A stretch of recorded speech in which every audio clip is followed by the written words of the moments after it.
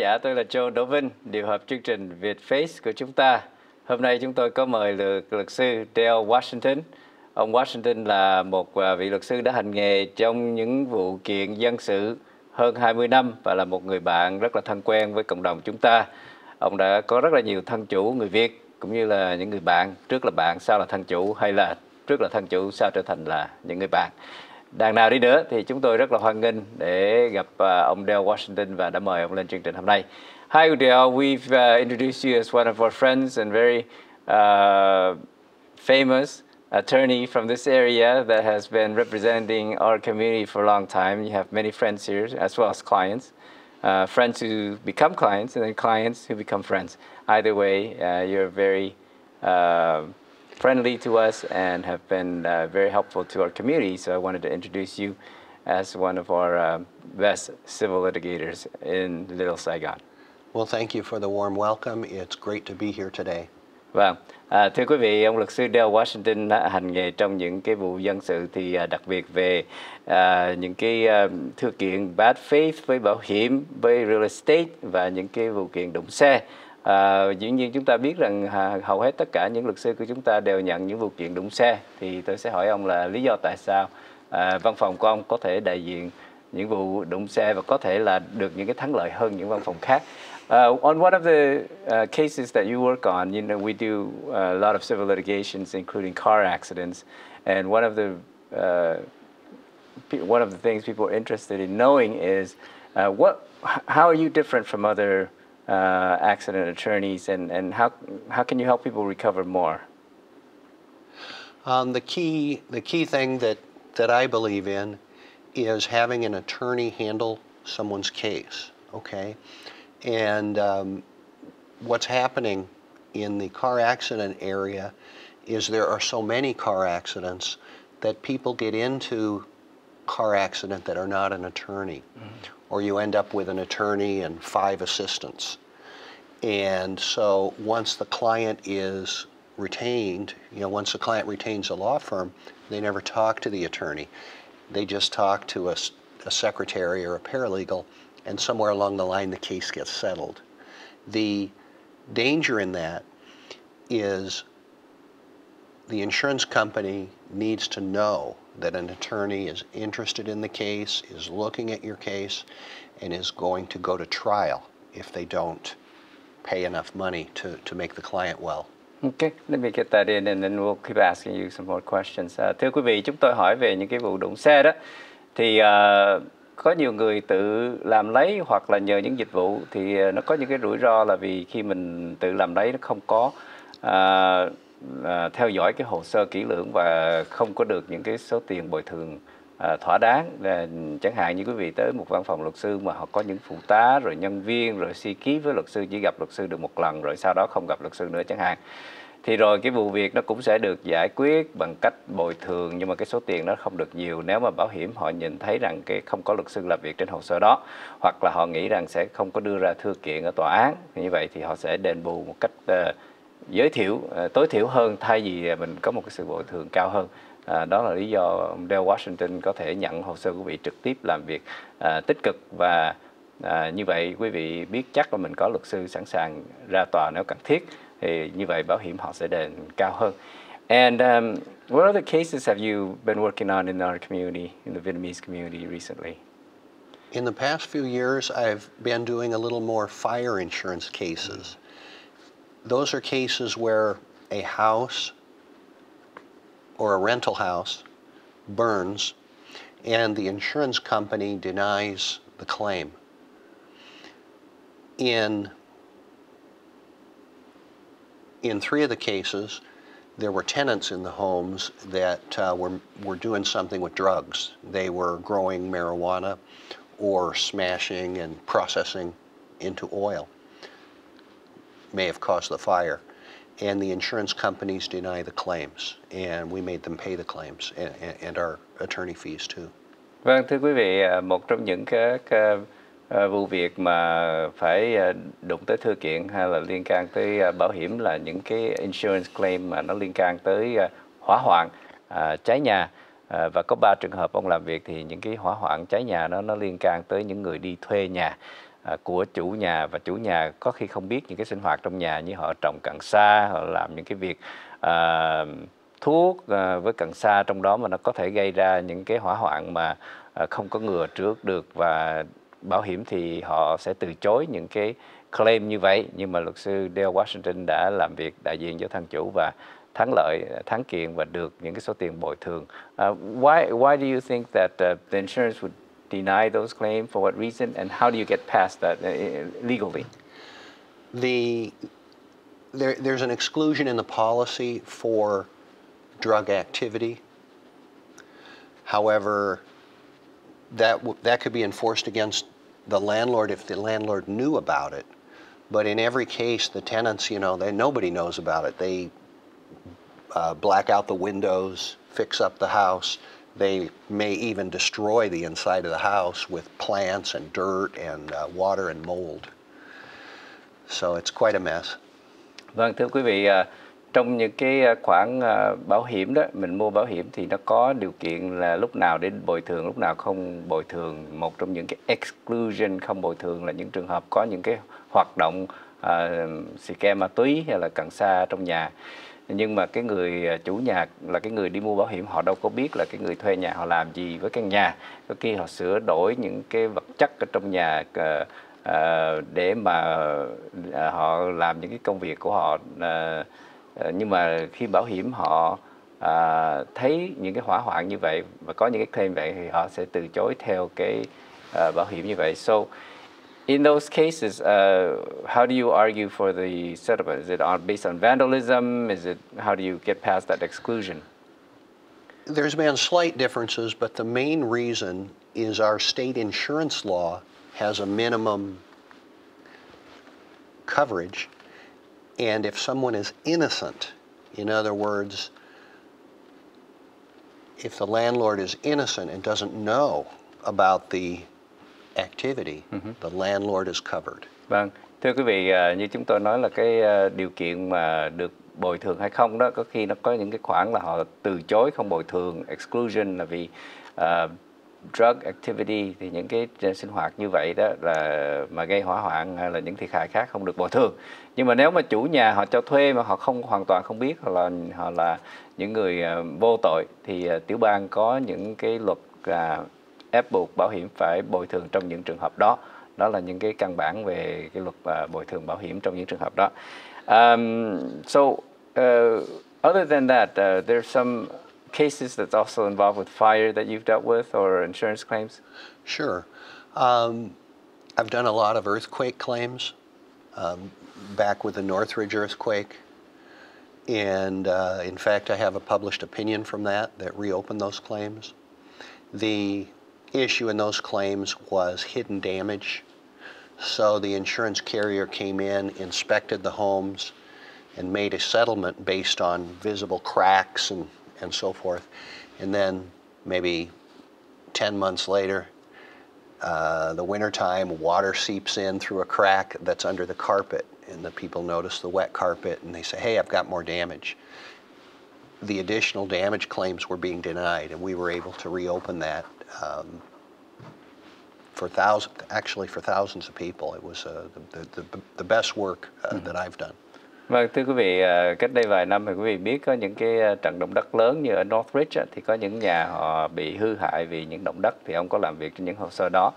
Và sau khi những bảo hiểm họ tới, họ bồi thường rồi, họ đi rồi, nhưng mà thời gian lâu sau, vài tháng, vài năm sau, nó vẫn có những cái hư hại mà lúc mà họ bồi thường không có thấy, sau này mới phát hiện ra thì đòi thêm, gọi là additional hay là supplemental claim thì bị từ chối. Ông đã tranh cãi và thắng lợi trước tòa của tiểu bang, và ông có viết lên những cái tiền lệ cho những cái vụ kiện như vậy. Và sau này thì những cái hidden damage mà mình không thấy ngay cái lúc đầu được bồi thường, nếu phát hiện thêm có thể đòi thêm. Thì quý vị lưu ý những cái trường hợp đó có thể xảy ra, và quý vị có thể liên lạc về văn phòng luật sư Dale Washington. Chúng tôi sẽ chiếu số điện thoại trên màn hình, đó là 714-242-3868. We're gonna be showing your phone number and contact information. There's maybe cases where people have already recovered or have a settlement, but then they have additional damages and they don't know how to get that resolved. So thank you for bringing that up. We know about earthquake and fire and other insurance. What kind of damages other than that? Infestation, is that something that people can claim also? Yes, there's water and mold. There's a lot of those kind of claims. Those need to be handled from the start by counsel because of the way the coverage needs to be approached. I was going to mention on the hidden damage issue, something that affects a lot of people is after a car accident, the dents and paint get fixed on the outside of the car. Let's say you had an accident now, and then in a few months when the weather's hot, maybe we take a trip to Las Vegas, the car overheats. That would be damage from this car accident, but the carriers will deny that. And I just had a litigation concerning that issue against Mercury. It could be a mechanical damage that's not readily known at the time or discovered, and could be down the line. Right, and the issue is the whole industry, their business practice is to require you, the insured, to pay if the engine needs to be taken apart to inspect. They say, will you authorize it? But actually, legally, that's their duty. It's their legal duty to investigate fully before a claim is paid. Thưa quý vị, nhắc lại những vụ đụng xe thì có khi những cái sự bồi thường nó là những cái điều mà họ bắt gặp và thấy và phát hiện ngay từ đầu, như là đụng thì nó mớp, sắt, nó sơn phết phải sửa lại, nhưng mà những cái bộ phận máy móc có khi họ không phát hiện ra ngay. Đến khi quý vị đi xa, đường xa rồi mới bị overheat, rồi mới phát hiện ra là cái máy móc nó bị hư bởi vì cái nguyên nhân là cái tai nạn trước đó, mà tưởng là đã được bồi thường hay là sửa chữa đầy đủ nhưng mà không có đầy đủ. Thì quý vị có thể trở lại luật sư và luật sư mở hồ sơ lại để bồi thường thêm, bởi vì đó là trách nhiệm của bảo hiểm, phải phát hiện và phải bồi thường tất cả những cái sự thiệt hại, mà có khi những sự thiệt hại đó là ngay lúc đầu họ đã đền rồi nhưng mà họ đền chưa đầy đủ, đến sau này phát hiện thêm, cũng như việc nhà cửa mà nó hư hại về lâu về dài đó.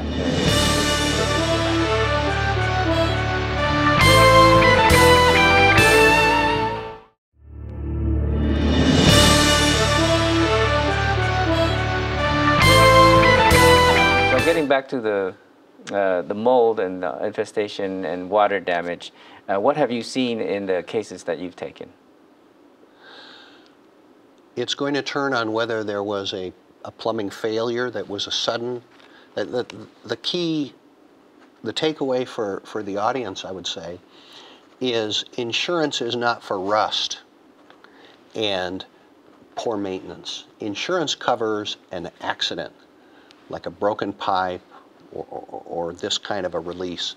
So what'll happen is when someone makes a claim, the insurance people will come out and they'll immediately be searching to attribute the water to rust or poor maintenance. And that's the reason I advise the audience to know that issue and maybe have counsel or be upfront that you had an accident. Make sure you identify some kind of injury or accident that causes the flood. Then it's covered. Vâng, thưa quý vị, thông thường á, những cái vụ kiện mà đòi tiền bồi thường cho nước đó, những cái damage, những cái thiệt hại bởi vì nước đó, thì bảo hiểm họ sẽ từ chối nếu mà họ nhận định rằng cái nguyên nhân đó là vì mình không có bảo trì cho tốt, hay là nó hư hại theo thời gian, wear and tear, lack of maintenance, thay vì nó là accident. Cái điểm chính ở đây nó là phải là một vụ tai nạn, accident, một cái sudden burst, cái pipe đó tự nhiên nó bùng nổ ra vì thời tiết hay vân vân thì mới được bồi thường.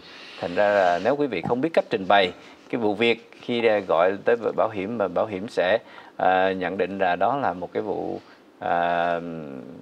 bởi vì thiếu bảo trì hay là vì cái bất cẩn của mình, thì sẽ không được bồi thường. Lý do đó quý vị nên tham khảo luật sư và để luật sư trình bày và tìm cái nguyên nhân cho đúng. Nếu nó chính xác là tai nạn, accident, thì sẽ được bồi thường. In some cases that it requires an expert opinion, maybe a plumber or a general contractor, somebody who can write up a report, and the client doesn't know how to get that kind of help. And can you provide that as an attorney to bring in some professionals to help with that? As long as we know in time. The key, once again, the takeaway for the audience is to understand that it's not, that if they can attribute it to poor maintenance, wear and tear, it's generally not going to be covered. If it's an injury or an accident, sometimes there's a water hammer, right? And a boom, and that could actually be an injury, an accident, or pressure. What if it's weather related due to the cold, or let's say you have a leaky roof because of heavy rain? Is that covered? It's a good example. Leaky roof would not be covered. If you had wind-driven rain from a storm, it might be. I would have to look at the policy. Right.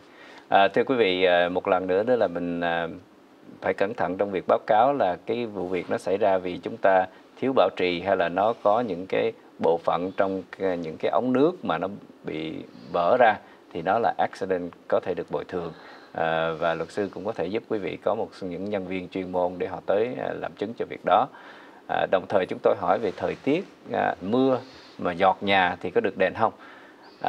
Nếu mà thuần túy chỉ là mưa đó, bình thường thì không được, nhưng mà tùy cái policy của mình nó cover những cái gì, nó cho mình được sự bảo hiểm như thế nào. Và nếu mà là một cái trận mưa bão gió lớn thì cái cơ hội được bồi thường nó nhiều hơn là những cái cơn mưa bình thường. Anything else you want to speak on that? We have another interesting practice area involving habitability, where somebody is renting an apartment, a family is renting an apartment, and the landlord either is not keeping the place up, maybe there's water coming in the roof, maybe the heater doesn't work. We have an interesting case where there was bed bugs biting the people. And the landlord initially didn't do anything, and then later they came in and sprayed poison. And the family wasn't familiar. They were Vietnamese, were not familiar, and were not warned, how to prepare, how to cover up things, and actually one of the children was injured. So would that be a case against the landlord's insurance or? Landlord and also the pesticide provider. Got it. Thưa quý vị, nó có những cái trường hợp như thế này theo cái luật gọi là habitability, là khi mình cứ ngủ ở một cái nơi nào, ở chỗ đó nó phải an toàn, nó phải là một cái nơi mà sinh sống lành mạnh. Thì cái này đặc biệt cho những người chủ nhà Việt Nam chúng ta thì có khi cho thuê cả một căn nhà hay là một phòng đi nữa, share room, share nhà. Cũng là trường hợp mình là chủ nhà, mình có trách nhiệm cho cái habitability, cho cái sự an toàn và bình yên của cái người đi thuê nhà ở đó. Trong trường hợp này thì cái người đi thuê nhà họ phát hiện những con rận, những cái pest, những cái bed bug, và đó là trách nhiệm của chủ nhà phải diệt trừ. Thì họ lại thuê mướn một cái dịch vụ pesticide để về xịt thuốc rầy, xịt thuốc trừ rận, thì nó lại tạo ra những cái không khí độc hại, làm cho những cái đứa trẻ ở đó họ bị thương tích, phải đi bác sĩ bệnh viện. Thì mình kiện là kiện bảo hiểm của chủ nhà, cũng như là kiện cái dịch vụ đó, cái dịch vụ mà xịt thuốc độc đó, bởi vì họ không có thông báo đầy đủ cho những người đi thuê nhà để bảo vệ, để mà chuẩn bị cho những cái dịch vụ như vậy. Thì đó là những trường hợp luật sư có thể giúp cho quý vị được cái sự bồi thường cho những cái thiệt hại của mình. Thank you for that. That's the first time I've heard of such cases, but I know it could be a problem when you have either substandard building construction in certain rentals, or just lack of proper maintenance. Right. And in this case, there was some big money from Asia that became the landlord and adopted a harsh, wealthy Asian style, okay, to be ethnic about it. were just completely unfamiliar with the rights of a tenant in California. Vâng, cái chuyện này cũng thường xuyên xảy ra, nhất là những người có tiền có bạc tới đây mua tài sản rồi họ không ở đây, họ cho thuê, ý lại là mình có tiền rồi không có duy trì, bảo trì những cái tài sản của mình cho thật tốt vì ở xa, thành để ra những cái trường hợp mà bất cẩn hay là tai nạn nó xảy ra như vậy thì phải chịu trách nhiệm và phải đền. So along with these cases, what other cases that you have taken? Do you do business law litigation versus business partners, trademark violations? I've seen you've done some trademark violations. Yeah, it depends. My practice, I've kept my practice relatively small, and mostly it's on a referral basis and working for people that I've known over the years. I mean, we've sued New York Life, a life insurance company, for denying life insurance benefits to a widow. There's just been a lot of cases, a lot of work over the years. Vâng.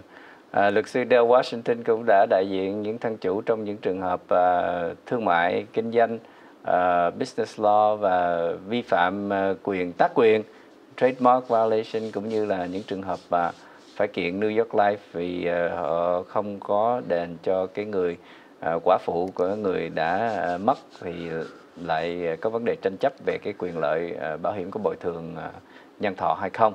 Thì đó là những cái trường hợp mà nếu quý vị gặp khó khăn liên lạc với luật sư Dale Washington, chúng tôi đã chiếu số phone trên màn hình để quý vị liên lạc.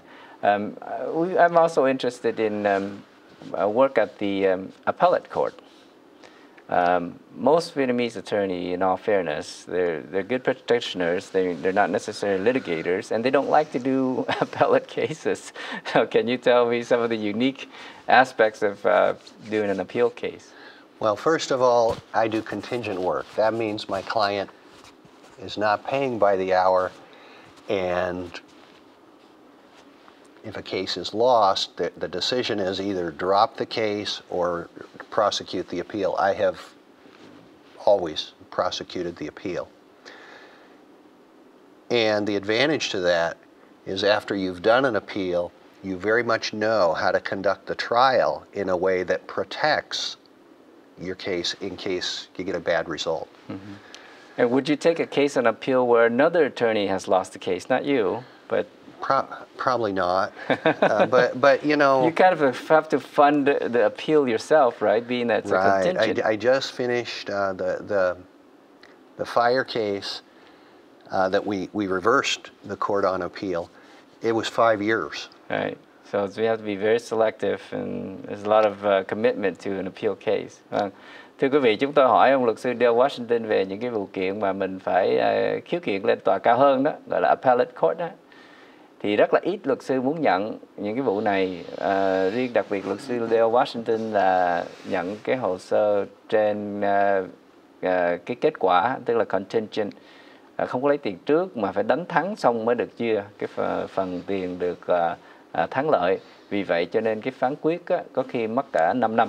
Như vừa rồi luật sư Dale Washington đánh một cái vụ appeal mất 5 năm, mà cái lần đầu kiện thì đã thua kiện, thành ra phải khiếu nại lên tòa cao hơn, appeal lên thì khoảng 5 năm sau mới thắng kiện, thì vẫn lấy tiền về, nhưng mà cái thời gian phải nuôi case, phải đi tòa, phải làm hồ sơ, tất cả là tiền ông phải trang trải trước, cho nên ít khi ông nhận những cái hồ sơ của luật sư khác để appeal, nhưng mà hồ sơ của chính ông, nếu ông đánh thua, ông sẵn sàng appeal, đưa khiếu kiện lên tòa cao hơn cho ông mà không lấy tiền trước.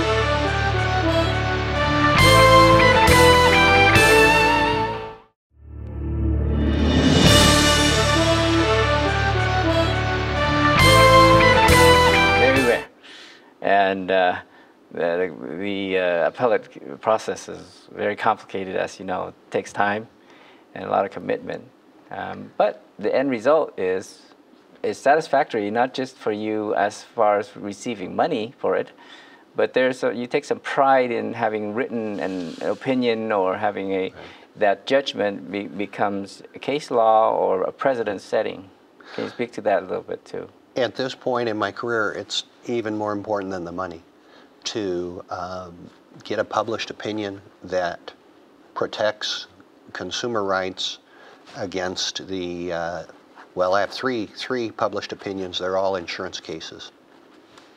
Vâng, ông luật sư Dale Washington chuyên đánh những cái vụ kiện về đối với bảo hiểm và ông đã thắng lợi ở tòa khiếu kiện, tòa appeal, và ông đã viết lên những cái tiền lệ, tiền án rất là quan trọng, và điều đó là cái uy tín của một vị luật sư nó lâu dài và nó còn cảm thấy thỏa mãn hơn cả là được tiền nữa. Thành ra đó là một cái lý do ông nhận những cái appeal case và tiếp tục làm việc trên đó.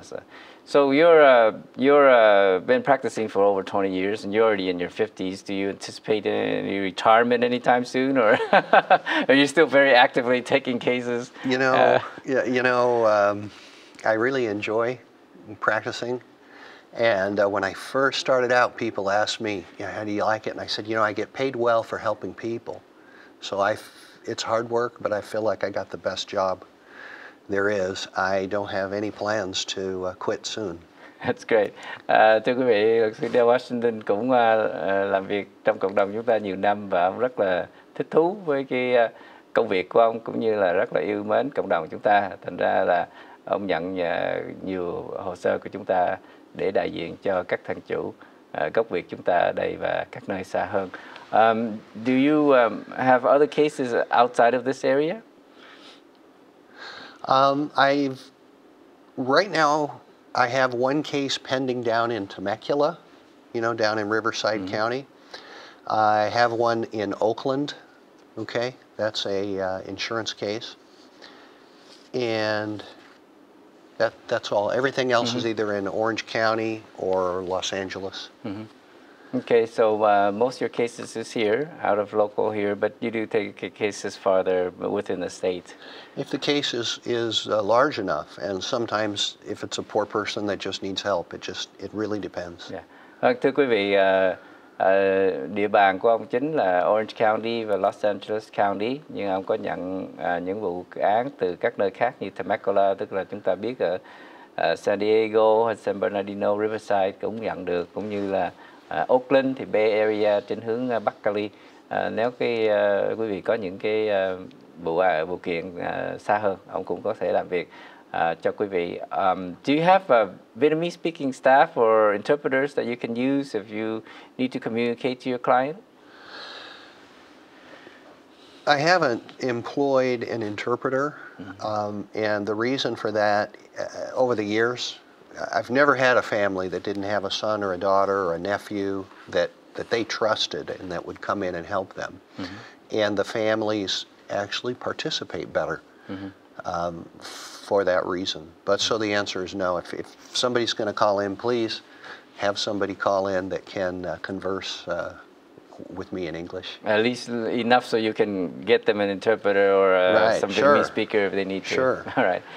Thưa quý vị, số phone mà chúng tôi chiếu trên màn hình, quý vị có thể gọi vào và đó là trực tiếp với ông Dale Washington, cho nên nếu người nào nói được tiếng Anh ít nhất cũng để ông hiểu cái câu chuyện và làm hẹn cho quý vị, thì lúc đó sẽ có thông dịch viên là có người nói tiếng Việt giúp cho quý vị. Thường những cái thân chủ người Việt chúng ta thì cũng có con cháu trong nhà nói được tiếng Anh rất giỏi, thành ra là đóng vai thông dịch viên hoặc là ít nhất là diễn đạt những cái dữ kiện cho luật sư để mà đại diện cho quý vị một cách thật là chu đáo. Thì nếu quý vị liên lạc về số phone của ông Dale thì ông cũng sẽ giúp cho quý vị qua một người nói tiếng Anh hoặc là một thông dịch viên tiếng Việt cho quý vị. I see you have a website called wrongfulauction.com. Can you tell me a little bit about that? What's that all about? That's my activism in the self-storage area. The big industry, self-storage, and people are being locked out. They're being overcharged late fees, and sometimes they'll slip up and their property will be sold. And so I do have a side of my practice where I sue self-storage companies. That and also insurance claim handling. The companies often own their own insurance company and then won't pay a claim. Right. So it's kind of all related, and between the insurance work and that keeps you pretty busy. Yeah, very busy, because nobody does storage work. Thưa quý vị, một trong những cái môn đại diện mà ông nhận thân chủ là wrong for auction đó, trong cái website của ông đó, www.wrongforauction.com, chúng tôi chạy trên màn hình đó, thì ông đại diện những thân chủ mà mình đi gửi đồ trong các nhà kho đó, những cái self storage á, mình đi ra đi vô, mình có chìa khóa, mình đóng tiền hàng tháng, nhưng mà có khi á, lâu ngày cái mình quên đóng tiền, tại vì mình quên là mình có một cái storage như vậy rồi. Những cái số tiền đó mà nếu không đóng đó, họ có thể siết những cái hàng đồ của vị trong đó, họ lấy họ bán, auction mất. Rồi đến khi cái vị phát hiện ra thì đã mất đồ rồi, như vậy thì kiện ai và về bảo hiểm nào đền. Thì đó là một cái chuyên môn của luật sư Dale Washington, kiện bảo hiểm, mà có thể là bảo hiểm của chủ phố đó, khi họ cho mình thuê cái kho đó để cất đồ đó, nhưng mà lâu ngày nếu quý vị không theo dõi và để ý, có khi cái số tiền nợ hàng tháng nó cộng lại, rồi họ có những cái điều khoản trong cái hợp đồng đi thuê cái kho đó để bán đồ của quý vị, mà quý vị sẽ thấy rằng mình sẽ bị thiệt hại nhiều, thì có thể kiện. Usually when they go rent like that, they have an agreement, right? Or some kind of lease, and then what's usually in the lease? Because people don't read the fine print, and that's how they get burned. That's something that I'm challenging on appeal right now. The fact is, the self-storage leases are very, they're onerous. They're one-sided against the tenant, and I'm challenging that on appeal right now. It's probably going to take 12 months before I know. Right. Maybe we can bring you back then, update, if we get some good news on that. It's a take it or leave it. It's not like the tenant has an ability to negotiate. It's a very harsh and oppressive, I would say, instrument. Also, there's a limit on the value. Exactly. That's $5,000 or something, and people put their treasures there. Move their, moving or something, and they put their home in there. Yeah. And to replace that property is going to be $50,000, $100,000, $150,000. Right. And they've got a $5,000 ceiling in the contract that the tenant doesn't even know about. They just sign it. Right. Thưa quý vị, khi quý vị đi mướn những cái kho đó, cẩn thận, là vì cái hợp đồng mình thuê mướn cái kho đó, ít ai đọc những cái chi tiết lắm, mình chỉ coi lướt qua rồi mình ký vào đó, ký vào đó mình lưu ý là có khi cái tiền bồi thường nó chỉ có tối đa là 5.000, giả dụ như mình quên rồi nó bán hết đồ của mình đi, đòi có được có 5.000 mà cái giá trị đồ mình đưa vào đó rất là cao. Cái khi mình dọn nhà mình đưa cả những cái tài sản giá trị 50.000, cả 100.000, thì đó là một cái điều ông đang đánh với bảo hiểm trong tòa khiếu kiện. Thì tòa appeal cao hơn là vì cái hợp đồng đó có khi viết ra đó nó quá hà khắc và nó bất lợi cho cái người đi thuê, còn chủ phố họ muốn đưa ra cái điều kiện như thế nào họ đưa ra, mình cứ phải ký vào đó, thì cái đó nó trở thành bất công. Vì vậy cho nên ông đang thư kiện appeal về cái vụ như vậy, và có thể trong năm tới nếu được chúng tôi mời ông lại để cho biết có thể là cái vụ đó nó đi tới đâu và có thắng lợi hay không. So that's great. Any other area of law that you practice? Family law, criminal law? Do you have friends that you refer to? Or is that not an area for you? I have some good friends that do family law. I have some good friends do criminal law, but you have your specialties. I don't touch those myself. I have a lot of work involving PI, insurance, and real estate, and enjoy that. And that keeps you busy, and you want to stay in your specialties. Keeps me busy, and that's not, can't spread yourself in the same way a doctor would specialize on certain men or women or parts of the body or whatever. Lawyers also need to stay within a practice area to really be good at it. To have a focus, right? Chúng tôi hỏi ông Dale Washington có đại diện những luật gia đình, luật hình sự thì không. Ông có những cái chuyên môn của ông về luật địa ốc, về luật business, về bảo hiểm, về tai nạn, về những cái vụ thư kiện dân sự. Thì đó là cái chuyên môn của ông, và tốt nhất những vị luật sư cũng có những cái đặc biệt của họ, như là những bác sĩ thì chuyên trị những căn bệnh gì.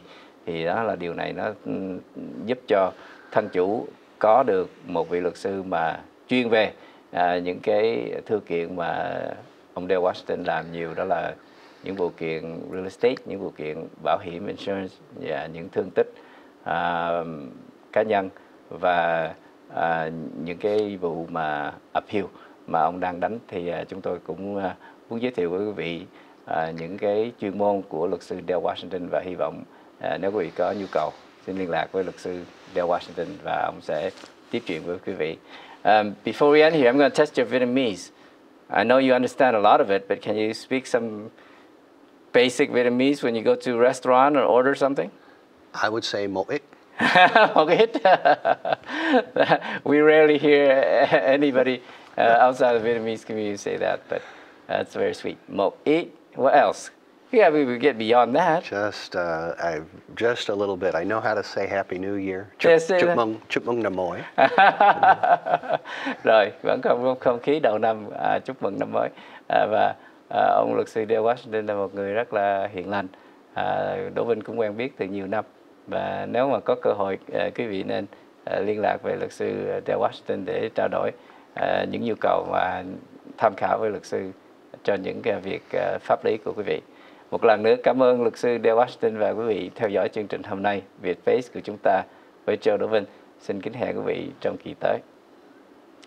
You want to say goodbye? Yeah, I want to thank you for inviting me today and thank the audience for listening and wish everybody a happy new year. Chúc mừng năm mới. Vâng, kính chào quý vị và hẹn lại.